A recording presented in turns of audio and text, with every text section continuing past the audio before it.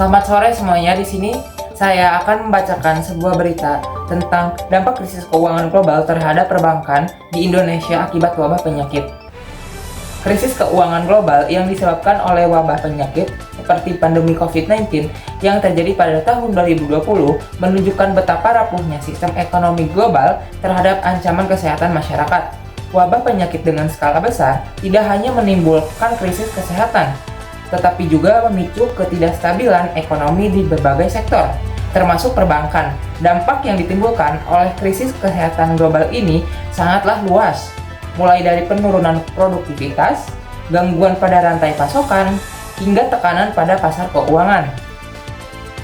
Indonesia sebagai negara berkembang yang sangat bergantung pada ekonomi global merasakan dampak yang signifikan dari krisis keuangan akibat wabah penyakit tersebut. Dalam sektor perbankan, tekanan datang dari berbagai arah, penurunan permintaan kredit, peningkatan risiko kredit bermasalah, atau likuiditas yang mengetat. Dampak dari wabah tersebut meluas secara global, memicu disrupsi besar pada ekonomi dunia. Saat wabah menyerang, langkah-langkah seperti karantina wilayah, pembatasan sosial, dan penutupan perbatasan menjadi langkah umum yang diambil oleh banyak negara untuk menghentikan penyebaran virus tersebut. Namun, tindakan tersebut menyebabkan penghentian aktivitas ekonomi secara global. Salah satu efek yang paling nyata dari krisis akibat wabah adalah terganggunya pasar modal global di awal pandemi COVID-19. Misalnya, pasar saham dunia mengalami penurunan tajam karena kekhawatiran terhadap masa depan ekonomi. Investor global beralih ke aset-aset yang lebih aman seperti emas atau obligasi. Sementara aset berisiko seperti saham atau mata uang negara berkembang mengalami pelemahan. Ini menimbulkan tekanan yang besar terhadap sistem keuangan global termasuk sektor perbankan. Untuk dampak langsung pada perbankan di Indonesia adalah peningkatan resiko kredit bermasalah.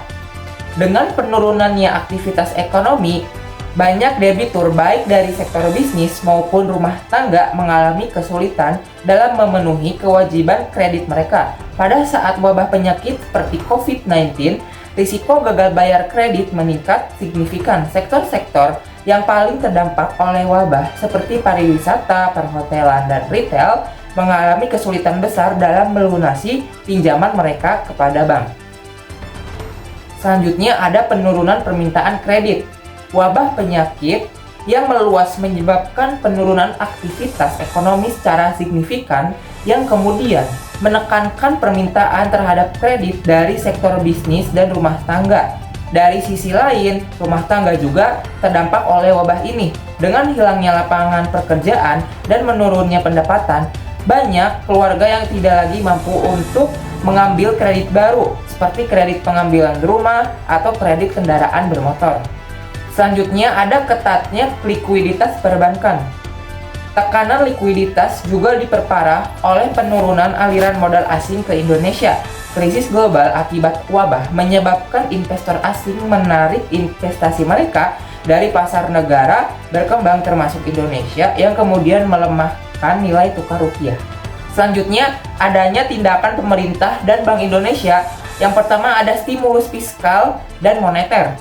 Pemerintah Indonesia bersama dengan Bank Indonesia dan Otoritas Jasa Keuangan mengeluarkan berbagai paket stimulus fiskal dan moneter sebagai respon terhadap krisis keuangan global yang dipicu oleh wabah penyakit seperti pandemi COVID-19. Nah, untuk langkah-langkah ini bertujuan untuk menjaga kestabilan ekonomi nasional dan mencegah kehancuran sektor-sektor penting termasuk perbankan.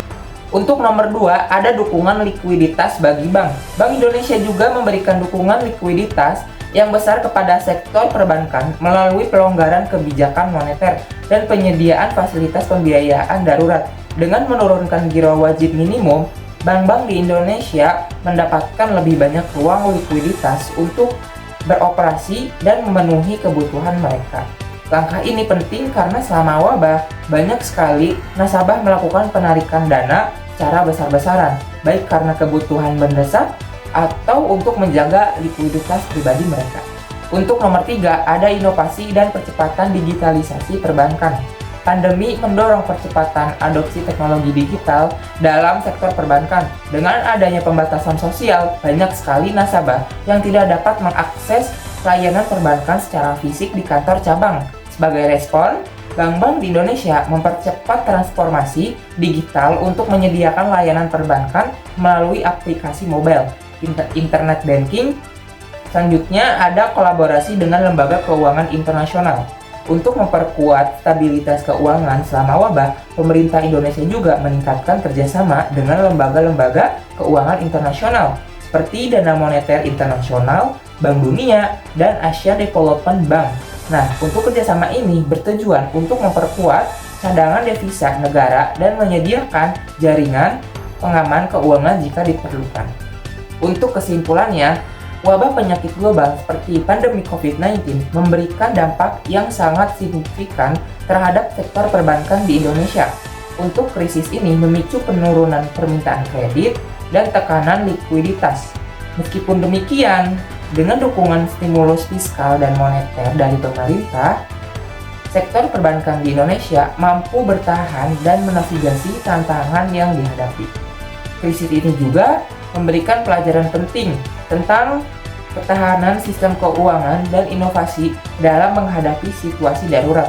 Ke depan, sektor perbankan perlu terus memperkuat manajemen risiko, berinovasi dalam layanan keuangan digital, serta meningkatkan kerjasama dengan otoritas dan lembaga internasional untuk menjaga stabilitas dalam menghadapi krisis global yang mungkin kembali terjadi. Sekian, terima kasih. Mohon maaf bila ada kesalahan kata. Wabillahi taufiq wal hidayah. Wassalamualaikum warahmatullahi wabarakatuh.